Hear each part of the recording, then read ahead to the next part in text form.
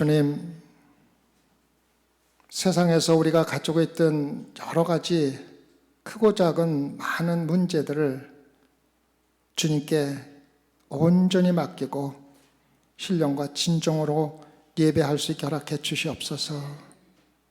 그래야 예배 시간이 정말로 우리가 살아서 우리와 함께 하시고 우리 생각과 행동과 모든 것을 다스리는 하나님과 함께 교통하는 연합하는 시간이 될 수 있게 허락해 주시옵소서.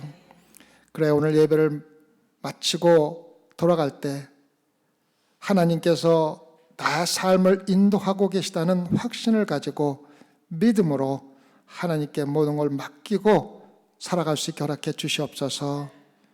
우리가 세상에 살아나갈 때 세상 사람과 똑같이 걱정, 근심하고 크고 작은 문제로 인하여 고통을 받는다면 주님, 어떻게 우리가 예수 그리스도를 따르는 신앙인이라고 말할 수 있겠습니까? 누구나 가지고 있는 크고 작은 문제들 우리 예수 그리스도 이름으로 주님께 맡기고 주님께서만이 우리에게 허락해 줄 수 있는 마음의 평안함을 얻어서 이 성전을 나갈 수 있게 허락하여 주시옵소서. 그래 우리가 무엇을 하든 이 세상에 얽매여 있지 아니하고 그 하는 모든 것들이 주님께 영광을 돌림으로써 천국에 있는 영광들을 믿음으로 지금 볼 수 있는 그러한 성도들로 인도하여 주시옵소서. 감사함을 우리 예수님 받들어 기도드렸사옵나이다. 아멘. 오늘은 내일이 메모리얼 데이이기 때문에 많은 분들이 밖으로 나가셨습니다. 그래서 성도들이 많이 적은데 우리가 그거와 상관없이 우리 하나님께 예배를 드립니다. 우리가 지난주에 사마리아 사람들이 구세주를 만났다고 전하는 여인의 복음을 듣고 예수님께 나왔지만은 실제로 예수님의 말씀을 듣고 예수를 믿게 되었다는 말씀을 제가 드렸습니다. 사마리아 사람들의 믿음의 동기가 예수 그리스도의 말씀에 의해서 믿게 되었다고 이야기를 했습니다. 사마리아 여인의 이야기는 예수님이 행하신 기적을 통해 예수를 믿게 된 것이 아니라 예수님의 말씀만으로 사람들이 예수님을 믿게 되었다는 것을 설명해 주고 있습니다. 오늘 본문의 이야기는 예수님께서 죽어가는 한 아이를 살려내신 기적에 대한 이야기가 있습니다. 성경은 증거를 보아야 믿을 수 있다고 주장하는 표적을 추구하는 사람들에게 경고를 하기 위해서 말씀만으로 예수를 믿게 되었다는 사마리아 여인의 이야기에 이어 기적에 대한 이야기를 이어서 함께 기록하게 된 것입니다. 요한복음 4장 43절에서 45절을 보면 이틀이 지남에 예수께서 거기를 떠나 갈릴리로 가심에 친히 증거하시기를 선지자가 고향에서는 높임을 받지 못한다 하시고 갈릴리에 이르심에 갈릴리아인들이 그를 영접하니 이는 자기들도 명절에 갔다가 예수께서 명절 중 예루살렘에 사신 모든 일을 보았음이러라.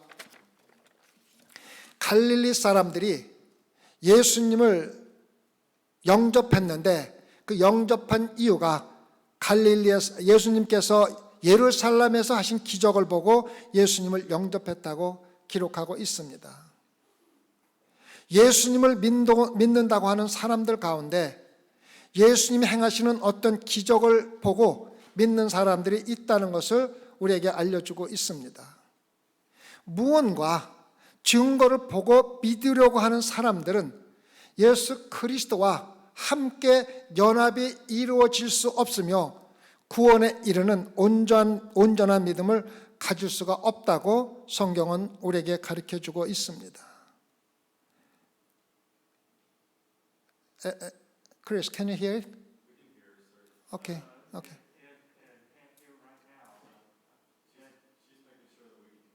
Okay, good. 오케이, 땡큐.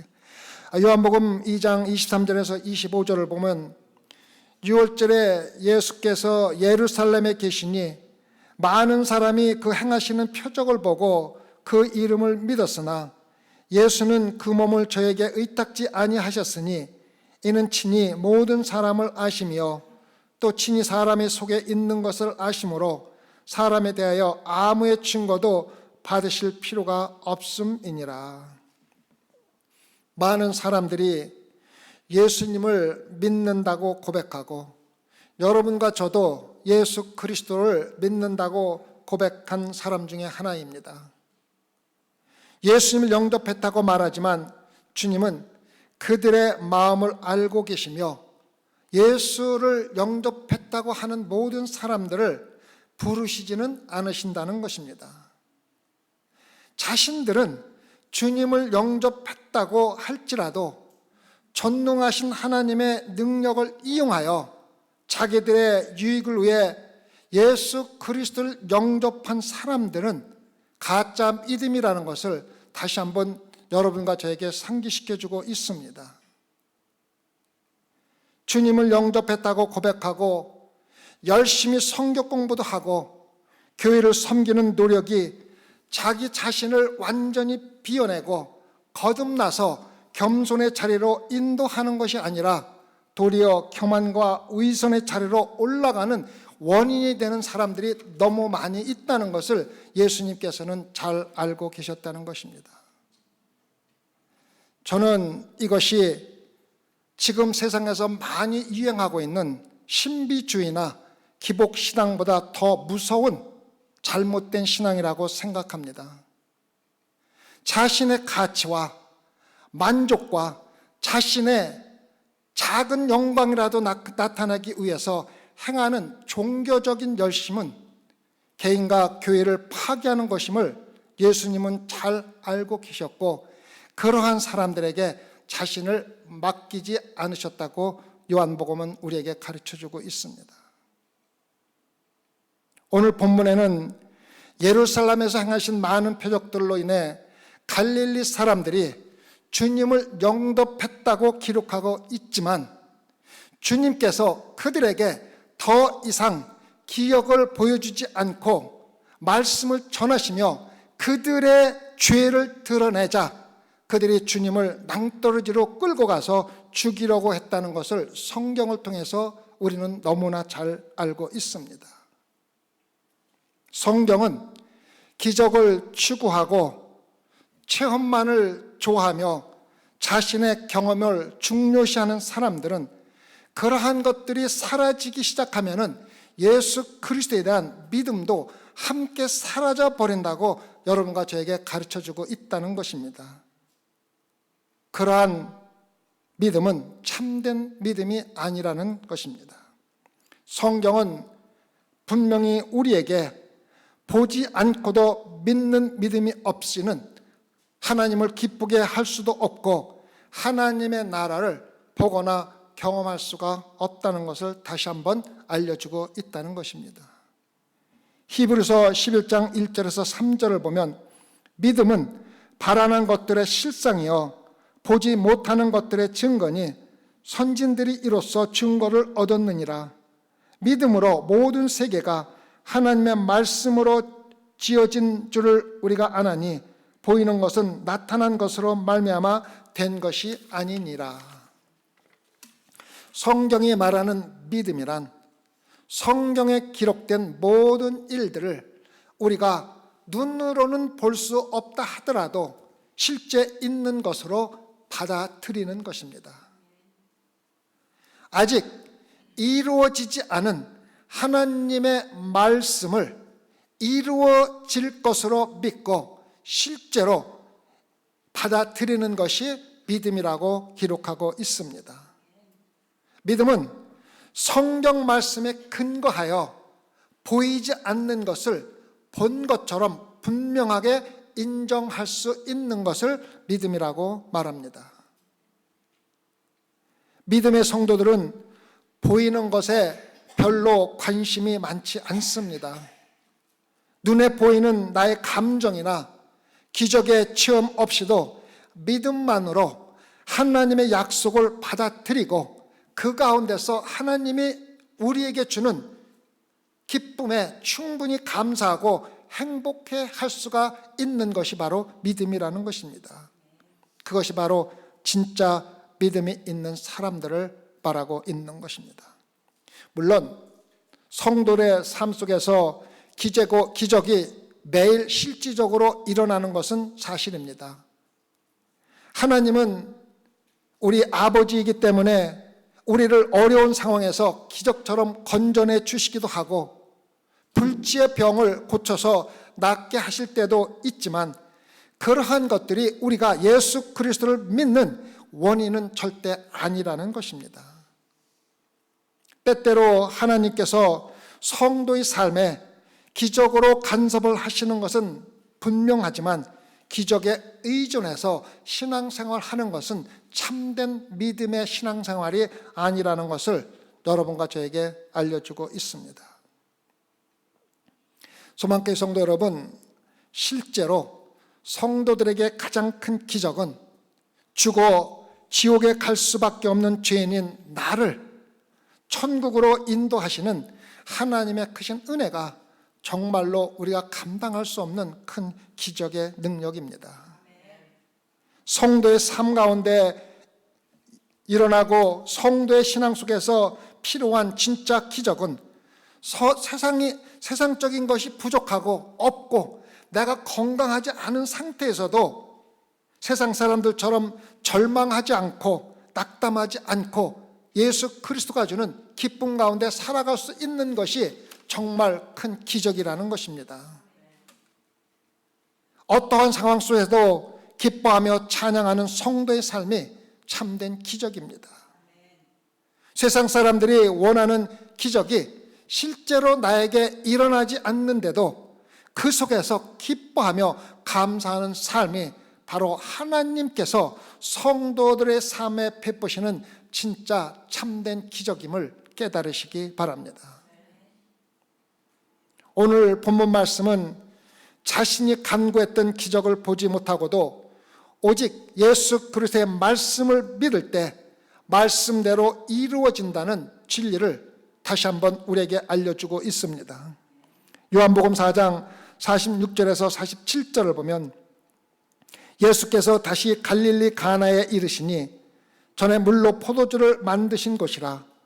왕의 신하가 있어 그 아들이 가버나움에서 병들었더니 그가 예수께서 유대로부터 갈릴리에 오심을 듣고 가서 청하되 내려오셔서 내 아들의 병을 고쳐주소서 하니 저가 거의 죽게 되었음이니라.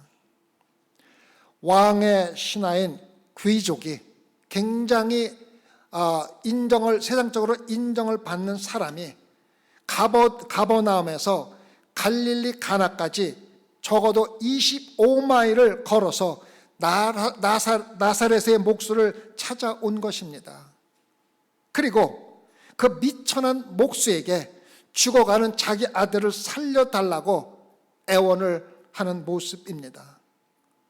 높은 지위에 있는 왕의 신하가 많은 사람들이 헛된 것을 가르치고 여겼던 목수에 불과한 예수를 찾아와 간청하고 있는 상황을 상상해 보시기 바랍니다. 많은 사람들이 속삭입니다. 소문과 또 어떤 사람들은 모욕도 하고 심지어는 그 사람에게 미쳤다고 이야기를 하지만 이 높은 지위에 있는 사람은 가난하고 겸손한 목수에게 와서 간청을 합니다. 왜 이렇게 하고 있습니까? 이 사람이 위기를 겪고 있었기 때문입니다. 그리고 누구나 위기가 닥치면 무엇이든지 하게 되는 것이 인간의 약한 모습이 아닙니까? 응급실에는 무신론자가 거의 없다고 합니다. 중환자실에서 하나님의 이름이 언급되는 것은 가장 흔하게 듣는 말이라고 합니다.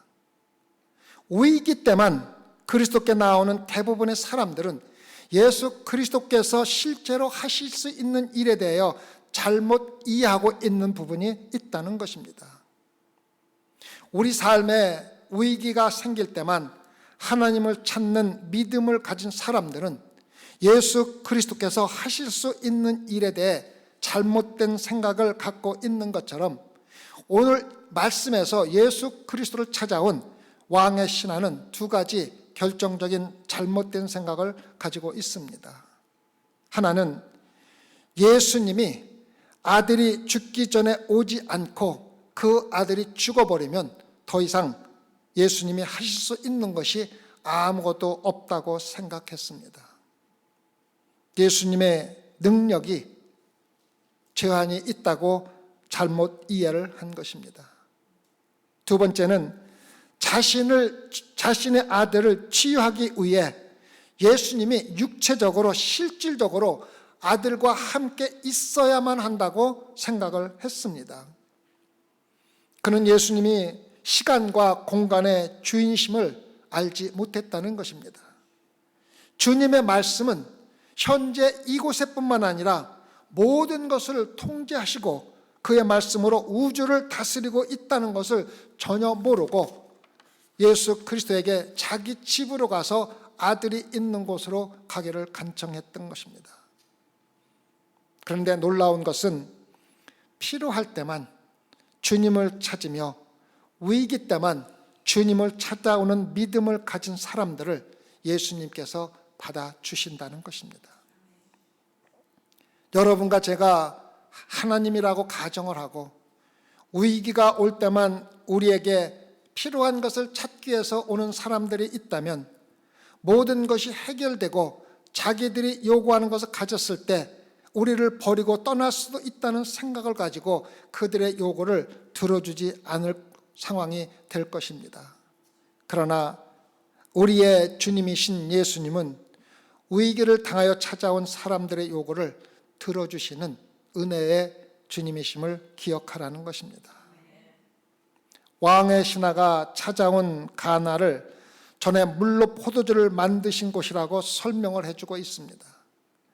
주님께서 가나에서 포도주를 만드신 사건과 왕의 신하의 아들을 고치는 사건이 서로 연관되어 있다는 것을 우리에게 암시해 주고 있습니다.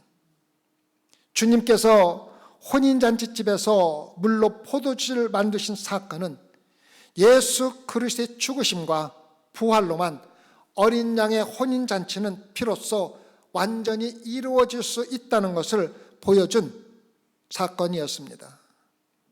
마찬가지로 죽어가는 왕의 신하의 아들을 고치시는 사건은 죄와 허물로 병들어 있는 죄인들인 여러분과 제가 새 사람으로 살아나는 것은 예수 그리스도의 말씀의 능력으로만 가능하다는 것을 보여주는 사건입니다.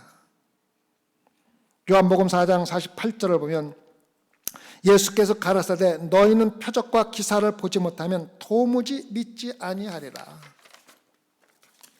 표적을 보고 주님을 영접한 갈릴리 사람들을 포함하여 기적을 바라고 찾아온 왕의 신하를 책망하시는 말씀인 동시에 죄인들의 구원은 오직 예수 그리스도의 십자가와 부활로만 가능하다는 복음의 선포를 하고 계신 것입니다. 예수 그리스도께서 행하신 모든 표적들은, 성경에 기록된 모든 표적들은 예수님이 그리스도이시며 주님이신 것을 증명하여 사람들로 하여금 예수가 구세주라는 것을 믿게 하기 위한 도구로 사용되는 것이지 그것으로 어떤 개인적인 이득을 주기 위한 것은 절대 아니라는 것입니다.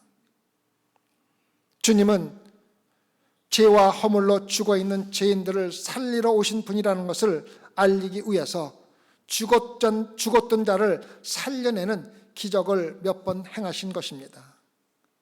예수님은 하나님이시며 자연을 마음대로 창조하시고 다스리는 분이라는 것을 보여주기 위해서 태풍을 잠잠케 하시고 바다를 잠잠케 하시고 물 위를 걷기도 하신 것입니다.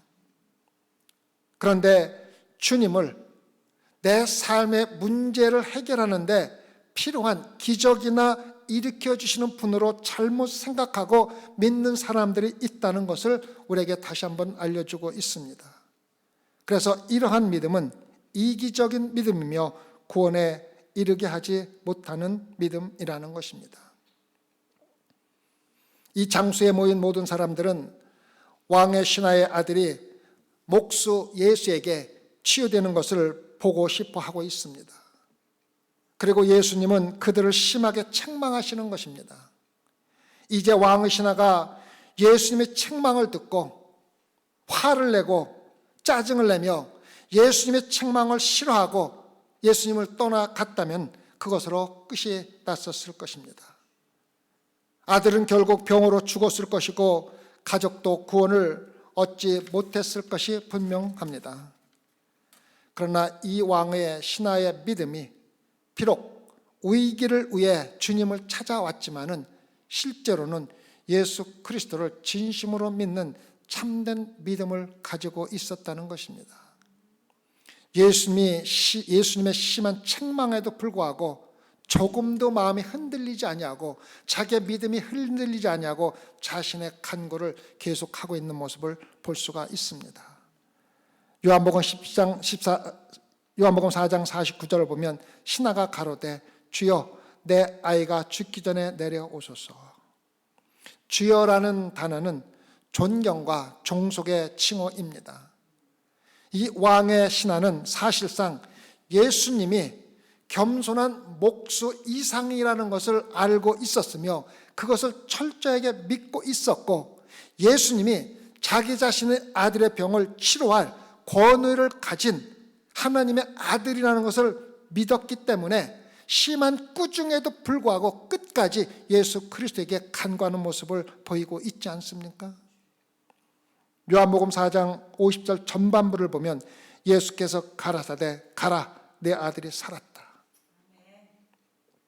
왕의 신하는 아들이 죽기 전에 예수님께서 자기 집으로 직접 가셔야만 자기 아들을 살릴 수가 있다고 잘못 생각하고 있었던 사람입니다. 그래서 계속해서 자기 아들이 죽기 전에 자기 집으로 가자고 권했던 것입니다. 그런데 예수님은 가고자 하는 의사나 가려고 하는 노력도 없이 가라 네 아들이 살았다고 말씀하십니다. 믿기 어려운 말씀이지만 그 왕의 신하가 계속해서 표적을 보여달라고 강요하지 않고 예수님의 말씀을 그대로 믿고 아들이 있는 자기 집으로 돌아가는 모습을 볼 수가 있습니다. 위기 때만 주님을 찾는 믿음을 가졌던 왕의 신하가 보지도 않고 믿는 믿음을 여러분과 저에게 가르쳐주고 있다는 것입니다. 요한복음 4장 50절 후반부를 보면 그 사람이 예수의 하신 말씀을 믿고 가더니 예수님이 하신 말씀을 그대로 믿고 갔다고 되어 있습니다. 이 왕의 신하는 아들이 살아난 것을 실제로 보지는 못했지만 예수님의 말씀에 따라서 아들이 살았다고 믿었다는 것입니다. 갈릴리 사람들은 끝까지 표적을 찾다가 주님을 떠나게 되지만 표적을 보지 못하고도 말씀만을 믿고 집으로 돌아간 왕의 신하에게는 주님의 말씀이 실제로 표적으로 나타나서 아들이 살아나게 되었고 온 가족을 하나님께 인도하는 구원의 역사가 일어난 것을 우리가 볼 수가 있습니다. 보지 않고 믿는 사람들에게 주어지는 특별한 축복임을 우리가 알 수가 있습니다. 후에 주님께서 내가 진실로 너에게 이르노니 이스라엘 중 아무에게서도 이만한 믿음을 만나지 못하였노라 말씀하신 사람이 바로 이 사람이 될 줄 아십니까? 당장 눈에 보이는 나타나는 결과를 보지 않고서도 주님을 믿었기 때문에 그러한 말을 들을 수가 있었다는 것입니다. 요한복음 20장 29절에서 예수님은 의심하는 도마에게 너는 나를 본고로 믿느냐? 보지 못하고 믿는 자들은 복되도다 하시니라 말씀하셨습니다. 우리의 믿음은 눈으로 확인되지 않은 것을 믿기 때문에 특별한 축복을 하나님께서 우리에게 허락해 주시는 것입니다. 그래서 믿음으로 사는 원리는 다음과 같습니다. 첫 번째는 믿음은 보지 않고 믿는 것입니다. 보는 것을 믿는 것은 믿음이 아닙니다. 두 번째가 중요합니다. 믿음은 느낌에 상관없이 내가 믿는 것에 순종하는 것입니다. 믿음은 캄캄한 방으로 걸어 들어가서 때가 되면 하나님께서 밝은 빛을 주실 것이라고 믿고 기다리는 것이 믿음입니다. 제2차 세계대전이 끝날 무렵 연합군은 자기들을 저격하던 저격수를 찾기 위해 농장과 집을 자주 수색을 했습니다. 완전히 잔해로 변해버린 한 버려진 집에서 수색자들은 지하실을 발견했습니다. 그곳에서 무너진 벽에는 홀로코스트 희생자가 다윗의 별을 새겨 놓았습니다. 그 별 밑에는 다음과 같은 글이 적혀 있었습니다. 나는 해가 비치지 아니할지라도 나는 해를 믿노라. 하나님이 나에게 말씀하시지 아니할지라도 나는 하나님을 믿노라라는 글이 적혀 있었습니다. 하나님이 나에게 말씀하시지 아니할지라도 나는 하나님을 믿노라. 믿음은 보이지 않는 것을 믿을 뿐 아니라 어두워서 보이지 않는 캄캄한 상황에서도 내가 믿는 것에 순종하는 것을 참된 믿음이라고 합니다.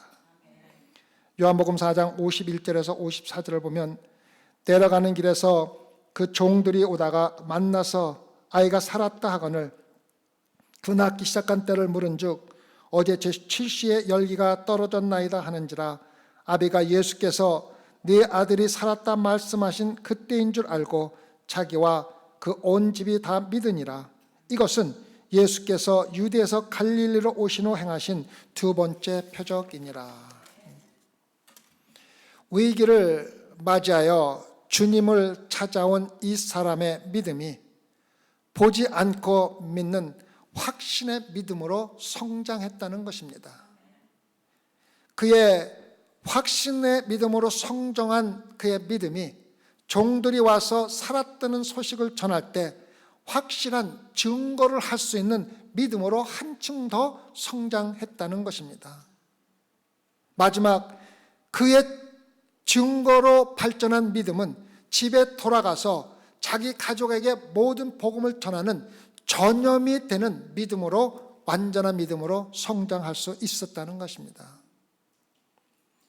자신의 아들이 치료되는 표적을 보지 않고도 말씀을 믿고 그 말씀이 곧 현실이라는 것을 굳게 붙들고 집에 돌아간 왕의 신하는 정말 그 말씀이 이루어지는 현실을 보게 되었고 그로 말미암아 온 가족이 예수를 믿게 된 것입니다.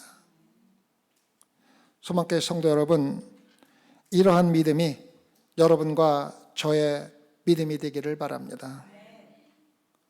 우리가 위기를 맞이할 때 반드시 예수 그리스도를 찾아야 합니다. 주님께서 말씀을 통하여 우리에게 주시는 약속을 보지 않는다 하더라도 확실히 믿어야 합니다. 주님의 말씀을 확실히 믿고 행동으로 순종할 때 우리의 믿음이 반드시 현실로 나타날 것이며 나타난 결과를 증거하는 믿음으로 성장할 수가 있게 될 것입니다. 우리가 증거하는 믿음은 마침내 주변 사람들에게 부끄러움 없이 전해지는 전염되는 믿음으로 완전히 성숙해질 것을 믿으시기 바랍니다. 그러면 왕의 신하의 가족들이 믿음을 얻게 된 계기가 무엇입니까? 자기에게 생긴 위기입니다. 내가 사랑하는 아들이 죽을 병에 걸렸다는 위기에 처한 것입니다. 사랑하는 아들이 병으로 죽어갈 때에 그 가족들은 아마도 이 세상에서 자기들이 가장 불행한 사람들하고 생각했을 것이 분명합니다. 그러나 왕의 신하는 그 아들의 병을, 죽을 병 때문에 주님을 찾게 되었고, 그로 말미암아 온 가족이 주님을 만나는 특별한 축복을 받게 된 것입니다. 소망교회 성도 여러분, 여러분의 삶 속에서 지금 일어나고 있는 고통스러운 일들이 여러분에게 언젠가 유익이 될 수 있다는 것을 잊어버리지 말아야 합니다. 믿는 성도는 고통을 통해서 하나님의 은혜가 없으면 영원히 죽을 수밖에 없는 나 자신의 존재를 다시 한번 깨닫게 되고, 그러한 고통의 경험 속에서 참된 회개가 먼저 나오게 된다는 것입니다.